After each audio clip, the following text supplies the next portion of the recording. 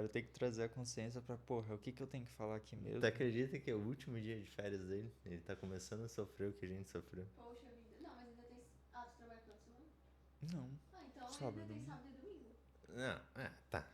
Pode ser. Bom. Começamos hoje mais um episódio e nele, para inaugurar o nosso ano de 2025, vamos começar de forma light, porque todos nós estamos iniciando em alguma medida. Então, o tema de hoje será sobre processo de aprendizado. É isso, né? Tá, só pra eu não lembrava, porque a gente discutiu algumas coisas no último, mas é o processo de aprendizagem, então. Desejando também um feliz ano novo para todos que estão nos escutando e nos assistindo, né? Esse começo de ano que basicamente é o momento onde a gente começa a definir metas, objetivos e, Fazer promessas, né? Tudo aquilo que a gente tem, talvez já até dezembro, né? projeto fitness. E além do tema do aprendizado, né? Tentar trazer hoje uma questão mais do como é esse processo para nós, né? Os O que a gente é mesmo aqui? Seres humanos. Pros. O que a gente é? Pros podcasters? Pros Apresentadores, né? Apresentadores é bom. Essa perspectiva de aprendizado dos apresentadores, né? De como é que é esse processo, então, da aprendizagem. É que ele não começa do nada, né? Não é, Sim. você não acorda e você quer ler um livro. Pelo contrário, você acorda e não quer ler o livro, né? Para algumas pessoas, né? Então, como é que foi para ti essa sua jornada do conhecimento até hoje, Igor? Eu acho que eu tive alguns momentos de inflexão, digamos assim. Bom, o ensino fundamental foi meio que padrão, no sentido de mais de decorar, de entender fórmulas, cores, etc. Mas algo que me marca muito é principalmente a ida do ensino médio para a faculdade. Porque em alguns momentos ali, seja tanto no meio acadêmico, como também, por exemplo, na questão do trabalho, eu me deparei com outros tipos de processos de aprendizado que não era aquela questão de ficar decorando para você conseguir tirar um 7 na prova, por exemplo. Então, na faculdade, eu tive uma grande disruptura porque não era exatamente o mesmo processo de aprendizagem para desenvolver aquilo que eu queria. No caso, na faculdade de psicologia, eu queria me tornar um psicólogo que eu sou hoje. Mas para entregar o set ali da prova e etc, era o mesmo sistema. Mas quando a gente vai para pelo menos no meu caso, quando a gente vai para um processo de entender o que está fazendo, entender as origens, o que estava acontecendo naquela época, como que funciona a complexidade do ser humano, o que é subjetividade, etc. E não só na psicologia em específico, eu sou um grande amante, digamos assim, da filosofia. Então ali eu me deparei com um outro formato totalmente diferente de aprendizado, no sentido que não era apenas decorar o que estava ali e saber replicar de alguma forma, mas era ler e entender. Eu comecei, por exemplo, nos estágios e um pouco antes a me aprofundar um pouco na psicanálise, e ali foi um grande baque para quem não era acostumado com esse tipo de leitura, é onde eu lia uma, duas, três, não entendia, tinha que pesquisar, pedir ajuda muitas vezes. Então foi um mix muito grande de descobrir como que se faz uma interpretação dessas obras mais complexas, mas ao mesmo tempo muito frustrante, porque ali houve muitas dificuldades, não era mais no sentido de decorar. Então, eu acho que na minha concepção foi, esse é o nível 2 de estudar. O primeiro é decorar e o segundo é ler e entender e, de alguma forma, assimilar aquele conhecimento na vida da pessoa e de outras pessoas como um todo, entende? Então, ainda estou nesse processo de aprendizado, porque, bom, o aprendizado, em alguma medida, ele vai ser eterno até a nossa finitude, digamos assim, e ainda há muita frustração, mas ainda há muitas felicidades nisso, assim. Mas foi um processo bem disruptivo, assim, que ocasionou bastante ansiedade e sofrimento em alguns momentos. E por que que você escolheu a psicologia dentro de várias áreas que existem? Ah, essa é uma boa pergunta. Eu nem escolhi, escolheram por mim. Ah, é? Sim, a minha principal ideia era ser professor de educação física, mas tudo bem, ainda bem que talvez deu errado em alguma medida. Porque, não no sentido de desmerecendo a profissão, mas porque eu amo muito a questão da psicologia e filosofia.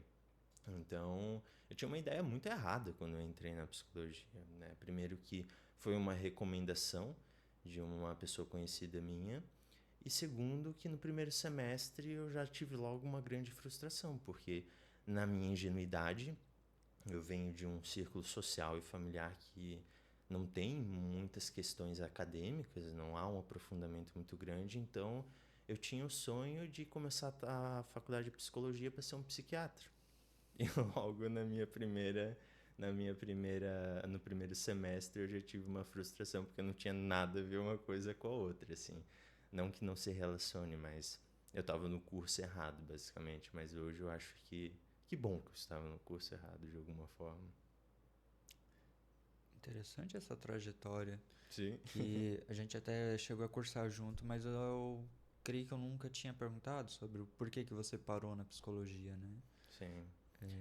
Mais ali pro final daí já era um pouco mais pelos motivos corretos, digamos assim, mas de fato foi uma probabilidade da vida que me acabou me proporcionando isso e hoje estamos aqui nesse projeto, nesse podcast. E eu acredito que esse seja o gosto do aprendizado, né? Você Sim. percebe as mudanças, né? E ela não é algo que acontece espontaneamente. Veja que foi durante o processo da graduação, e uma graduação de psicologia são em torno de 5 anos, fora que depois tem as extensões de especialização e etc, Sim. né?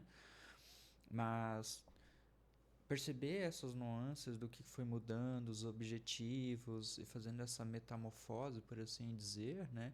Uhum. Foi bem interessante. Essa mudança ela foi muito nítida, assim. É claro que não foi, eu ultrapassei essa linha e agora eu sou outra pessoa. Foi se construindo assim como está sendo construído nesse exato momento. É algo que, de fato, como você comentou, a gente acordou talvez não querendo ler o livro ou meio desanimado, por exemplo, para fazer uma gravação, etc. Mas aqui estamos nós nos desenvolvendo, explorando ainda mais, lendo livros novamente. E não só essa metamorfose, mas eu agradeço também a questão da eventualidade.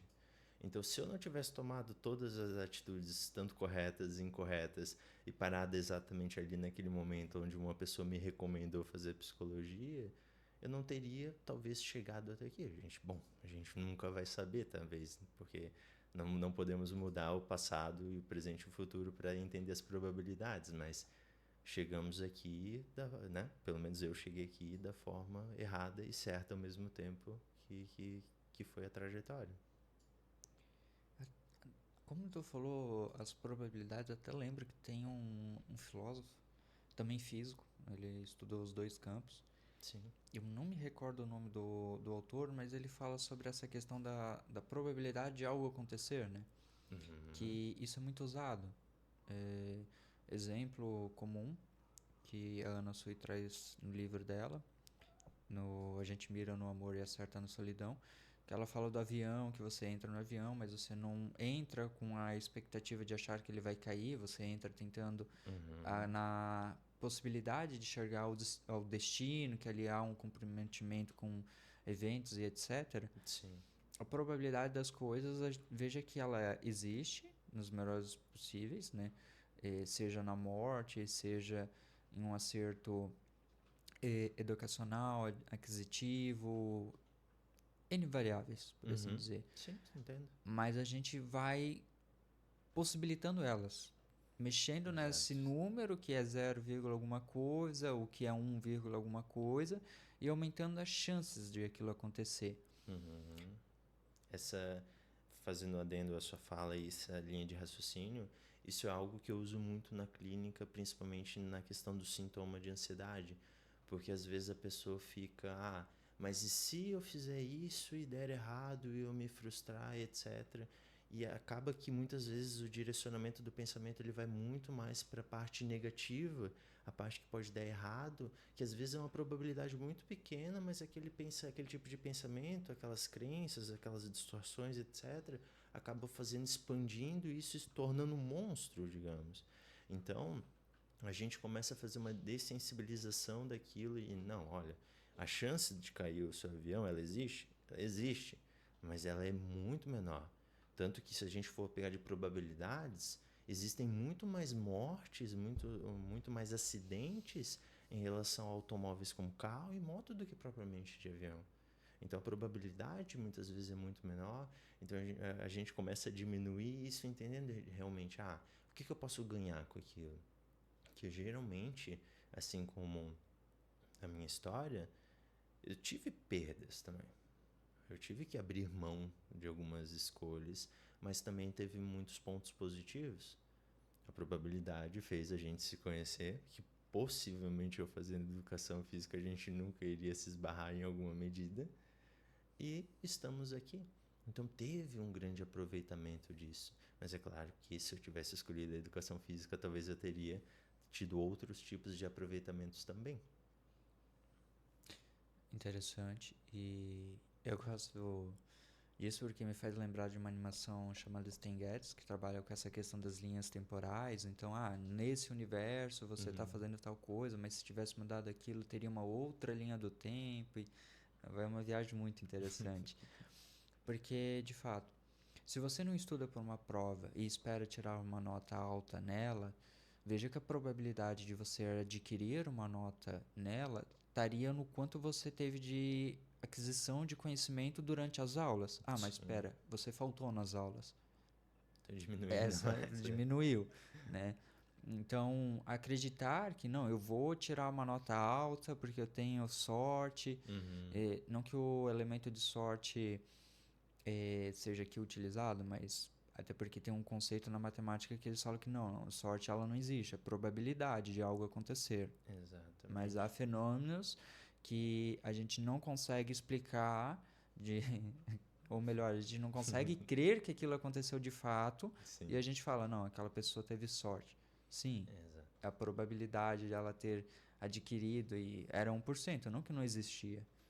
Como eu tinha falado em outros vídeos, eu gosto muito da questão da comunicação. E mais recentemente eu me abri outra porta para aprofundar o conhecimento do que é a comunicação, no sentido que o Clóvis de Barro ele falou sobre um autor que ele vai dizer o seguinte: as pessoas elas tentam encaixar um nome em algo para explicar e dar sentido àquilo. O problema disso é quando algo é muito grande para uma palavra pequena. Justo. Um exemplo muito simplório disso, amor. Estava conversando sobre isso hoje, inclusive. É algo muito amplo, é muito difícil de dizer o que é amor. Somente quem está vivenciando pode.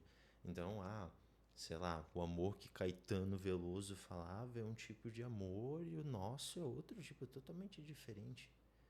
Então, é algo que, em partes, a pessoa precisa vivenciar para entender qual que é o significado daquilo na vida da pessoa. Porque não dá para pegar muitas vezes o significado de outra pessoa e colocar na sua vida, às vezes não encaixa.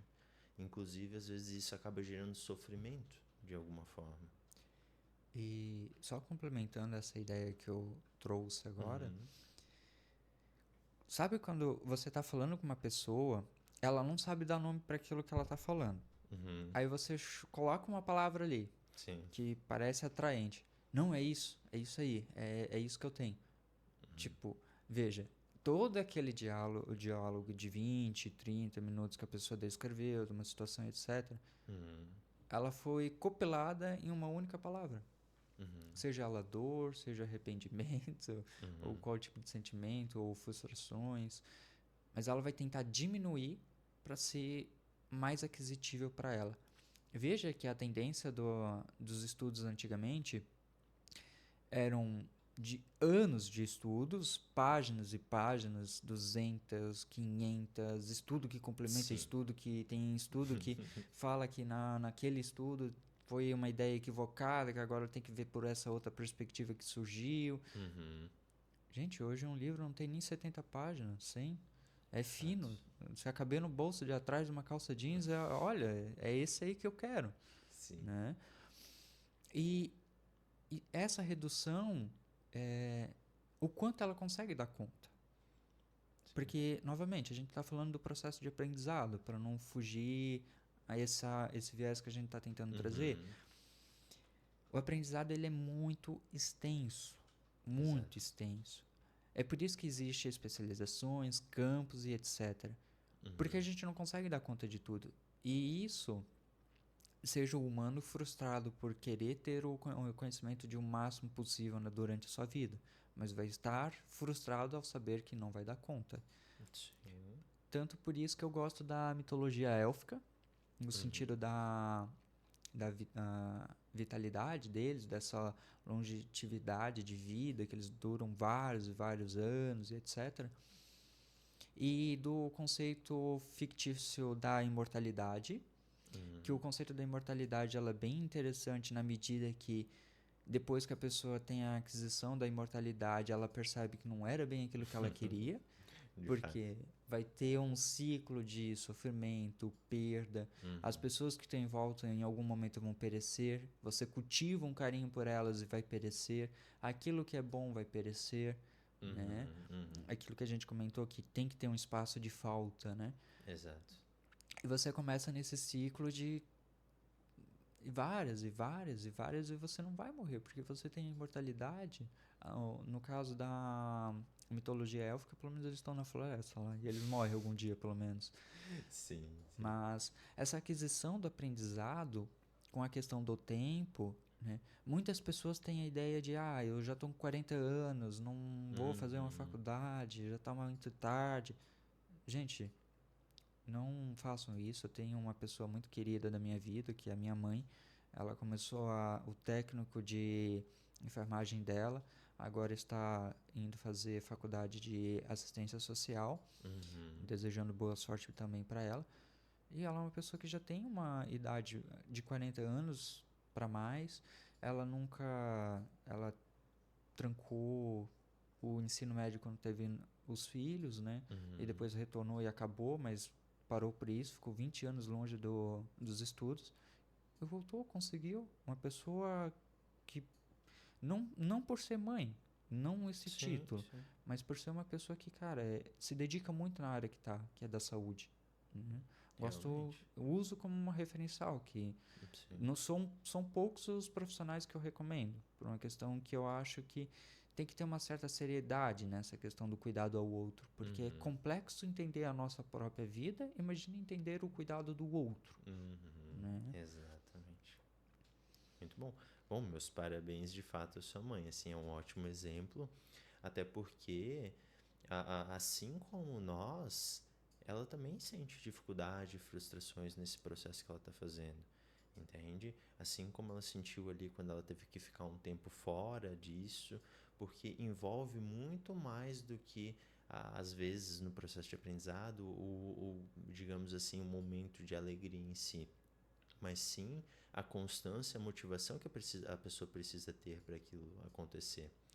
Voltando ao exemplo que eu citei na minha vida, quando eu tive essa transição, né, hoje eu tenho 26 anos, eu nasci um pouco, digamos assim, com a revolução da internet e tudo mais, então é algo muito notável a velocidade que as coisas estão acontecendo, a velocidade que as coisas já aconteciam anteriormente, como que isso foi aumentando.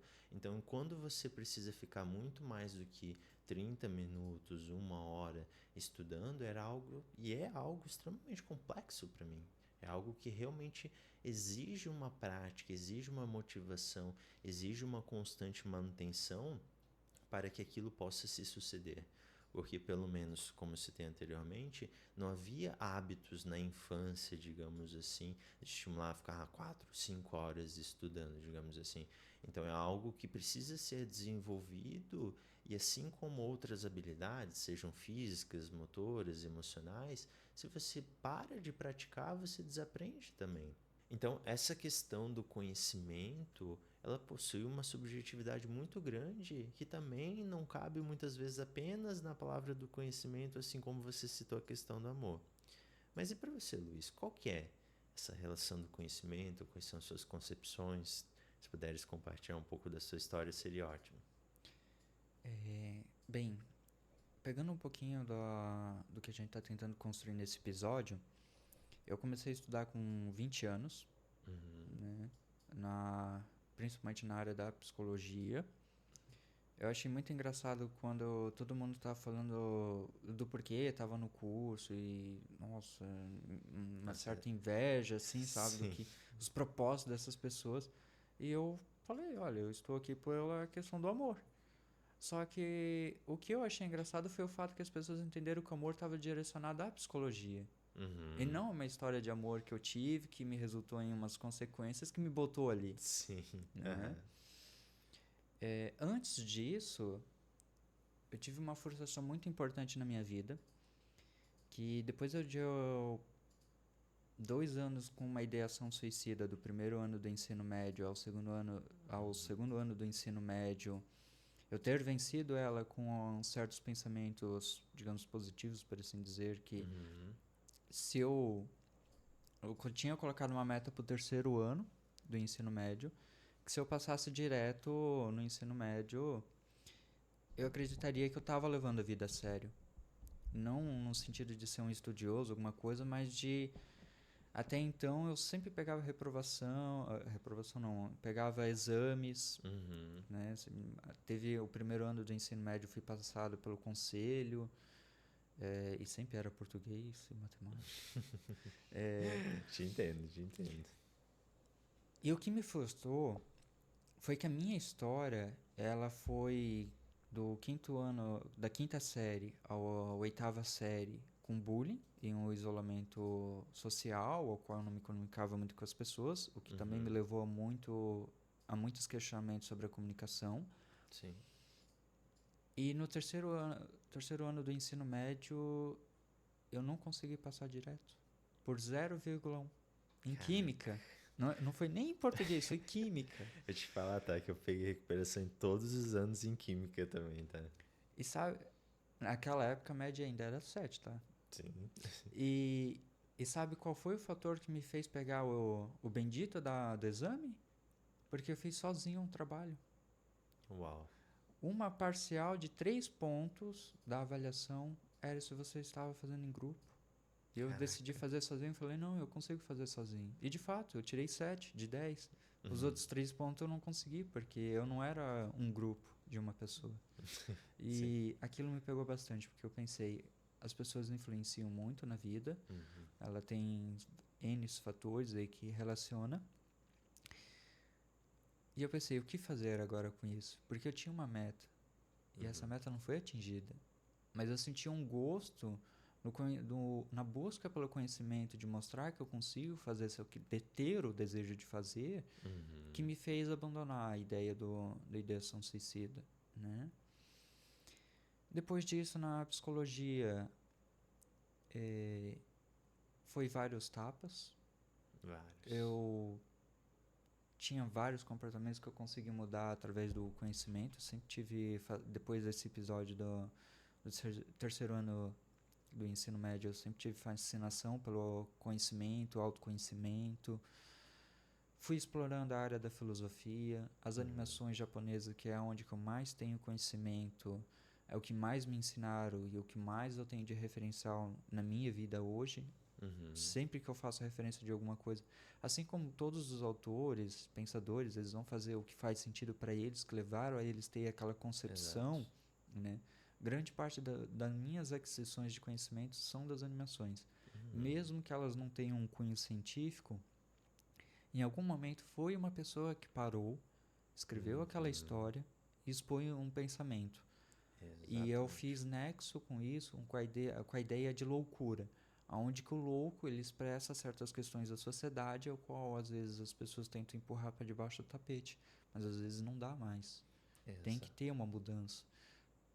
Então, o meu percurso na psicologia, ali pelo 4º, 5º semestre, quando as pessoas falaram, mas qual abordagem escolher, existencialismo, Gestalt, quer dizer, Gestalt até hoje eu não acho que ninguém escolheu. existencialismo, o TCC, na verdade também estava meio misturado com o behaviorismo, né? Uhum. O TCC veio aparecer, eu acho, só no 7º, 6º semestre. Sim. Psicanálise e etc. Várias abordagens, quer dizer, 3. Né? E eu pensei, vamos ver, vai indo, a abordagem naquele, como os professores falaram, é ela que te escolhe, e de fato, Uhum. eu ia começar pela TCC, só que Uhum. quando eu vi que a TCC tinha modelos e o método dela não foi muito do meu agrado, Sim. eu fui para a psicanálise, que é Uhum. a qual eu estou tentando buscar especialização hoje, que tem muito diálogo com a filosofia, que Uhum. justamente é pelo campo que eu mais tento buscar, tanto que futuramente talvez eu faça a graduação de filosofia para aquecimento de conhecimento, porque tem Uhum. muitos, os estoicos é uma ideia que eu quero ainda estudar, né, Recomendo, tá? tu tinha comentado uma vez. E eu escuto muito as pessoas falando, né, da ideia e da noção de vida que eles têm. Uhum. Porque assim como a gente já falou, na verdade eu acho que a gente pretende falar sobre o conceito da vida, né? Eu acho que a gente não chegou nesse ponto. Ainda não. Ah, É tá. os próximos capítulos, Então a gente possivelmente. estava debatendo. Que, novamente, é complexo você encaixar muitas questões. Uma conversa mais recente, a pessoa me perguntou, tá, mas qual é o propósito da vida? Qual é o valor? E eu falei, olha, se eu fosse colocar um valor na vida, eu não Uhum. colocaria dólar, euro, real, peso ou qualquer outro tipo de moeda. Uhum. A única moeda que eu consigo olhar para a vida é o tempo. Agora, como você vai investir seu tempo nas coisas, isso cabe a você.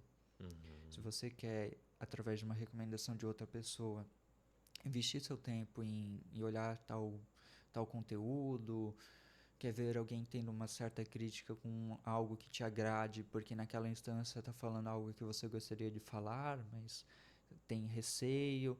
Esse é o tempo que você está investindo para algum tipo de prazer, desprazer, falta com preenchimento, em busca, e assim como muitos temas que a gente tenta trazer. Uhum. E tu sabe que essa questão que você traz é algo muito presente, que eu observo, que eu vejo e que eu sinto até também. Esse, inclusive, é um dos motivos pelo qual eu opto em, por exemplo, não ter uma rede social. Porque às vezes são tantos estímulos, tantas coisas, que acaba ficando ensurdecedor. Esse é um dos sentimentos que eu tenho quando eu estou numa rede social. É como se fosse uma enxurrada de informações e às vezes isso acaba atrapalhando, mesmo que inconsciente, subconsciente, etc., nos meus próprios valores, nos meus próprios objetivos. Não que, por exemplo, criando algumas hipóteses que seja talvez por falta de motivação, falta de construção, uma falta de uma fixação, mas às vezes é tão sutil as influências. Às vezes tu clica sem querer em alguma coisa e aí começa a aparecer um monte de propagandas que não fazem sentido, como teve no exemplo contigo. E então acaba que é, às vezes é muito sufocante viver em determinadas condições, em determinados momentos. Então, a todo momento, o nosso processo de aprendizado ele está sendo colocado à prova para aquilo que a gente quer, para onde a gente vai. Então, fazer quase que um detox emocional é muito importante para realmente avaliar, tá, eu estou seguindo em algo que eu realmente quero, eu estou fazendo pelos motivos coerentes, faz sentido isso para minha vida neste momento? E aí fica um pouco mais tolerável, um pouco mais limpo e nítido essa visão da onde você quer chegar e aonde que você quer investir o seu tempo. Porque de fato, o tempo, ele é um inimigo que ninguém consegue vencer. Eu acho muito interessante isso, porque com a questão do aprendizado, quando a gente começa a mexer na rede social, um, algo que me aconteceu recentemente foi que no Instagram tava enxurrado de um mesmo tipo de imagem, Uhum. sabe? E E era algo que, particularmente, eu já bloqueei várias vezes. E eu pensei, não é possível que ele ainda tá me recomendando uma droga que não, Sim. não me dá, não me desce. Que é dancinha. Não me desce, eu não consigo, cara. Eu penso, não, a pessoa tem que ter muito, Então, enfim. então, se um dia eu te chamar pra fazer uma dancinha pro podcast, não vai Não vir? vai, cara, eu Tá bom, não bom consigo saber. entender. E aí o que que eu fiz? Eu cliquei numa imagem de anime. E depois de todo esse layout, aí já tinha 3. Eu pensei, cara, eu vou clicar nessas 3. Aí depois eu fui pra 7. Aí eu pensei, ó, tá melhorando, vamos clicar nas 7. Aí já tava em 10. Eu pensei, putz, a privacidade aqui morreu, né? Sim. Minha privacidade aqui morreu. Porque automaticamente uma brincadeira de 5 minutos Acabou. Sabe, capturou, cara. sabe aqueles termos de uso que todo mundo clica no quadradinho e ninguém entra geralmente lá pra ler? Tá tudo lá. A questão é, se você não aceita esses termos, você não usa o aplicativo. Exatamente. É. Aí você não só deixa de usar um aplicativo, mas você deixa de fazer parte de um grupo. Inclusive, quando as pessoas me perguntam por que eu não tenho Instagram, etc., às vezes é até chato ficar dando uma justificativa, porque não tem algo complexo, uma filosofia de vida, muitas vezes, etc., mas é algo que não cabe, muitas vezes, na vida da pessoa. E, sim, você é excluído de algumas coisas. Então, às vezes, hoje em dia, pelo menos no ambiente onde eu estou, a gente está numa conversação e surge uma frase de efeito e todo mundo ri. Mas eu não rio porque eu não entendi da onde que veio aquela referência, porque é de um meme, possivelmente. Então é algo que acaba isolando e fazendo, em partes, você deixar de fazer a parte da patotinha, da panelinha ali. Pô, cara, mas até achei que tu fez gentil demais. Sim. Porque eu perguntaria, meu Deus, mas agora virou doença não ter Instagram? E eu Exato. não tô sabendo? Uhum. Porque assim, de fato eu tenho as redes sociais. Basicamente o Facebook é só pra eu ainda viver o meu mundo do meu otaquismo, por assim dizer, né? Que eu Uhum. me atualizo para ver quais são as animações que vão ser lançadas, quais são as curiosidades, qual autor foi preso, qual não foi. Importante esses fatos. E E o Instagram mesmo é mais as amizades que eu fui, porque particularmente são 30 pessoas que eu sigo, então eu consigo acompanhar todas as publicações bem tranquilamente, porque as pessoas quase mal postam, as que eu sigo pelo menos, e se elas começarem a postar dancinha, provavelmente eu também vou ter que parar de seguir elas. Vai ter um Eu acho que tu não rompimento. tem TikTok, pelo jeito, né? Não, Ah, cara, tá graças explicado a então. Deus não. Mas, de fato, o que eu identifico muitas vezes no Instagram ou em alguma outra rede social, que existem meio que dois públicos muito explícitos, o A e o B. Um produz conteúdo e o outro acaba consumindo. O produzir é uma ideia legal, porque é inevitável a gente falar que teve muita gente que deu certo, que mudou a condição de vida, etc. Pegou aquilo e transformou o aprendizado em algo útil. Mas e a parte que consome? A gente está tirando algo de útil? Esse algo de útil, vamos supor que a gente tenha um público, né, muito bem dedicado que tira algo de útil. Mas da onde que está vindo essa informação também? Porque, de fato, existem muitas coisas que acabam indo para um extremismo que vai separando em classes, em questões, e você vai se afastando porque tal fulano disse. Então, um não pode comer tal coisa. Daí, tem até um meme que não pode comer chocolate, não pode comer gordura. Daí o final é uma pessoa mostrando uma garrafa de água falando: esse tipo de coisa não entra mais aqui dentro da minha casa. Então, tem muitos significados e muitas questões que às vezes a gente não entende de onde que vem isso e a gente pode acabar assumindo como uma verdade. Isso dá uma margem muito grande para a ignorância muitas vezes. Não a ignorância no seu sentido mais pejorativo, mas no sentido de proporcionar um sofrimento para si próprio, ao qual acaba prejudicando a qualidade de vida como um todo. Mas sabe por que tu não consegue entender isso? É porque você não tem o Instagram. Porque o cara que tiver 10 mil seguidores e postar que aquilo lá é uma verdade, e o cara que tiver 10 seguidores e postar algo que tá oposto àquilo, em quem eu vou acreditar? No cara que tem mais seguidores. Exatamente. Porque a quantidade de repostagem que aquela publicação vai ter é maior. Então ela vai chegar em maior público. Fora que tem a questão que você paga para o algoritmo jogar na sua tela. E a gente deu essa volta toda, mas não saindo ainda do que isso tem a ver com aprendizado, é que... Bom, pessoal, já que o assunto é sobre aprendizado, estaremos fazendo o encerramento da nossa primeira parte e nada mais justo que a gente ter um espaçamento justamente para construir esse aprendizado. Então estaremos retornando na próxima semana com a segunda parte sobre os episódios de aprendizado. E não menos importante, estaremos criando um grupo no Telegram para que a gente possa criar uma comunidade a fins de tirar dúvidas, aceitar críticas, sugestões, para que a gente possa realmente construir uma história de reflexões e que vocês possam ter uma participação aqui de realmente introduzir assuntos, questões que vocês gostariam de ver, sugestões, e dessa forma a gente pode trazer todo esse material para cá e assim discutir, filosofar, pensar e criar ainda mais reflexões com tudo isso. Então aqui embaixo na descrição já iremos deixar um link, clicando nele você poderá acessar, participando da nossa comunidade. E sempre que você quiser citar um episódio, coloque um hashtag, o nome do episódio, porque assim a gente consegue se organizar e desta forma a gente consegue ser muito mais eficaz trazendo boas reflexões. Então até a próxima semana. Tá? Tu entendeu a parte das hashtags? Eu acho que sim, eu não entendi. Não é só uma pergunta. Tu bota hashtag, o nome do episódio, pra daí a gente saber do que ele tá falando. Deixa. Você vai precisar manter uma constância.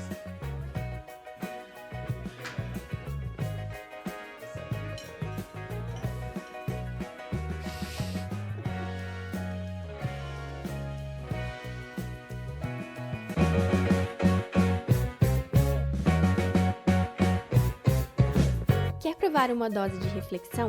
É só seguir o podcast. Novos episódios saem toda quinta-feira.